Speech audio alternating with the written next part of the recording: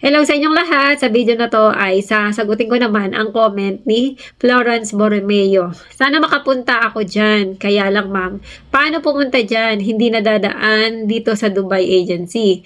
Na-scam na kasi ako. Yung papunta ako ng Europe, hindi dumating ang visa ko, working permit lang. Nakakalungkot na balita na na-scam kayo o na-scam ka sis. Marami na talaga ang na-scam or gumastos ng walang nangyari. Kasi napapansin ko na marami na talagang nag-apply papuntang Europe ang hindi natutuloy kasi nga pahigpit ng pahigpit ang embassy sa mga bansa dito sa Europe.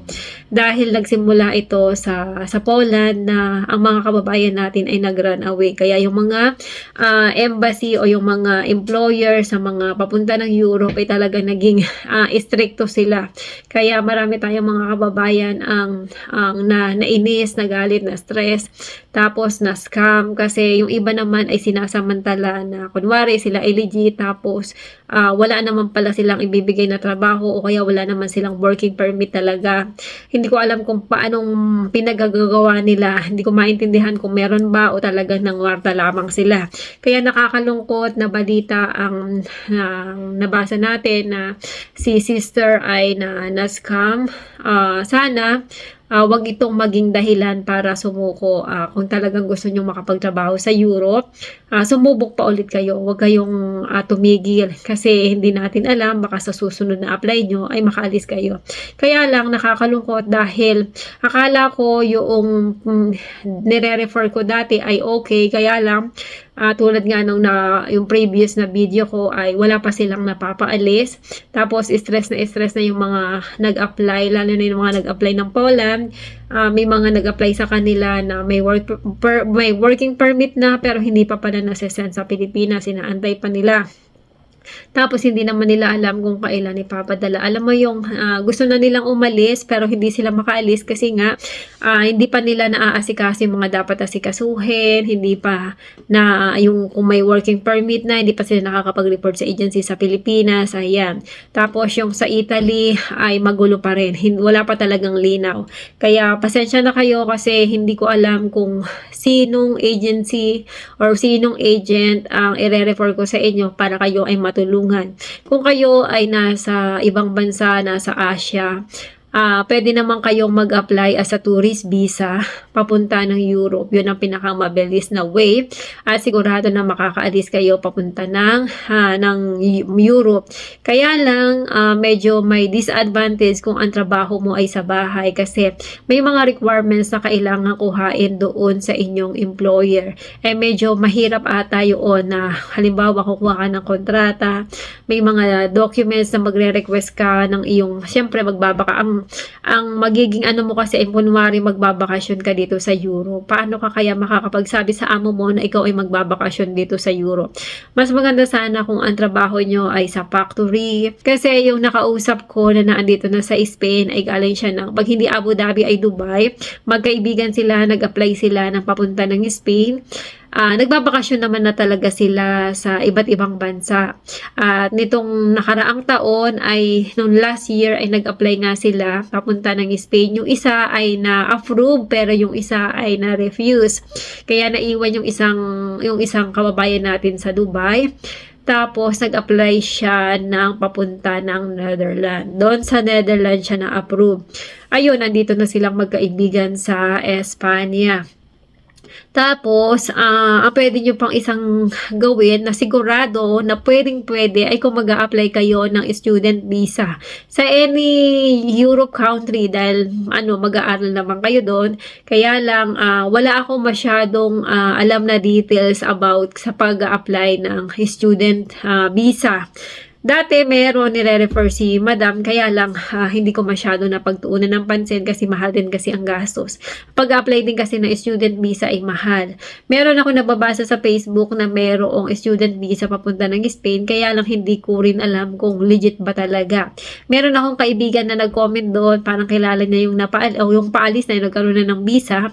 Ay, kaya lang sa totoo lang, mahirap kasing mag-suggest. Kagaya nga nung nangyari, dati akala ko naman ay legit, tapos may mga napaalis na rin naman. Kaya lang, biglang dahil sa naghigpit na rin ng Europe, yung mga nag-apply na noong time na after kong mag-vlog, may mga nakapanood, nag-apply din. Ayun ang nangyari, na-stress ng bonggang-bongga ang mga applicant. Kaya sa totoo lang, hindi ganoon kadaling mag-refer ng pwede nyong applyan. Kasi hindi naman natin alam kung makakaalis ba, kung tuloy-tuloy pa rin ba na okay yung kanilang pagpapaalis.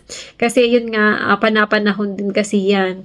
Ayun, ang pwede nyo talagang pwedeng gawin nyo ay mag-apply ng tourist visa at ng student visa. Pwede naman kayong mag-check sa YouTube kung sakaling kung paano mag-apply ng tourist visa. May mga tutorial naman doon kasi based din sa kanilang mga experience, kung ano yung mga requirements, pwede kayong magtingin. If ever mag-apply kayo ng tourist visa, huwag niyong pipiliin ng Spain, Italy, France. Piliin niyo yung medyo ibang bansa kagaya ng Netherlands, Czech Republic, Slovenia, Slovakia, yung mga hindi masyadong popular na mga bansa para medyo mas malaki yung chance na kayo ay maa-approve. Tapos, syempre, kapag nanood kayo ng YouTube, magtingin din kayo kung saang bansa sila nag-apply. Para baka, at saka syempre, pag manonood kayo, ang panoorin yung latest. Huwag yung kayong manonood ng mga 4 years ago pa. Kasi syempre, iba yung rules noon at iba yung rules ngayon. Kaya mas maganda yung latest na video ang papanoorin nyo. At saka, ang isa talaga ay yung student visa, the best yan. Kaya lang, pag student visa, syempre, kailangan mo magbayad ng tuition, ng medyo malaking gastos yan. Tapos, kailangan mo mag-aral. Pero sana, mas maganda kung mag-apply ka ng student visa. Mas maganda kung direct na dito sa Spain. Kasi dito, pwede naman kayo magtrabaho habang nag-aaral kayo. Yung iba lang, kailangan, wag mo lang ipapaalam na ikaw ay nag-aaral. Kunwari, student ka lang. Pero ngayon, meron ng rules na pwedeng magtrabaho ng ilang oras kahit student ka. Pero syempre, kung kaya mo pa naman magtrabaho ng more than doon sa required na oras, pwede. Wag mo lang ipapaalam. Sikretong malapit lang yan. Ayan, sana sa mga kababayan natin na gustong makapunta pa rin ng Europa, sana ay pagpatuloy nyo lang inyong plano. Huwag kayong susuko agad kasi nga, sabi nga, walang nagwawagi na sumusuko ka agad. Kaya laban lang. Huwag kayong hihinto hanggat kaya pa. Hanggat hindi nyo pa natatagpuan kung ano ba yung mali nyo kasi parang ako, nung pagpunta ko ng Canada, diba? Apply ako ng apply, tapos hindi pala talaga. Hanggang sa, i-guide naman kayo ni Lord kung saang bansa talaga kayo. Kung saang bansa kayo talaga para, kung saan talaga kayo para, paano ba? Kung para saan ba kayo, yun pala. Ayan, kaya sa mga kababayan natin ay huwag kayong susuko, laban lang. Try lang ng try. Kaya lang, syempre, hindi naman pinupulot lang ang pera, pinaghihirapan yan at maraming pagod at pawis ang kailangang ilaan bago kumita ng pera. Kaya ayun, sana nga ay makapunta kayo dito sa Europa. Kaya sa mga kababayan natin na pupunta dito, ay sana ay huwag kayong susuko, laban lang. Ang pwede nyo naman gawin ay kung nabigo kayo doon sa una nyong in-applyan as a working visa, pwede naman kayo mag-apply ng ibang bansa as a working visa doon. Halimbawa, mag-apply kayo sa Romania, sa Malta, sa Czech Republic, sa Hungary, o doon sa ibang bansa dito sa Europe.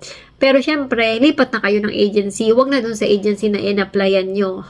Mag-search kayo. Tapos alamin nyo kung legit ba talaga na nakapagpaalis o marami na silang napaalis. Pero huwag na kayo mag-apply papunta ng Poland kasi medyo na doon, risky nang mag-apply sa bansa na yan.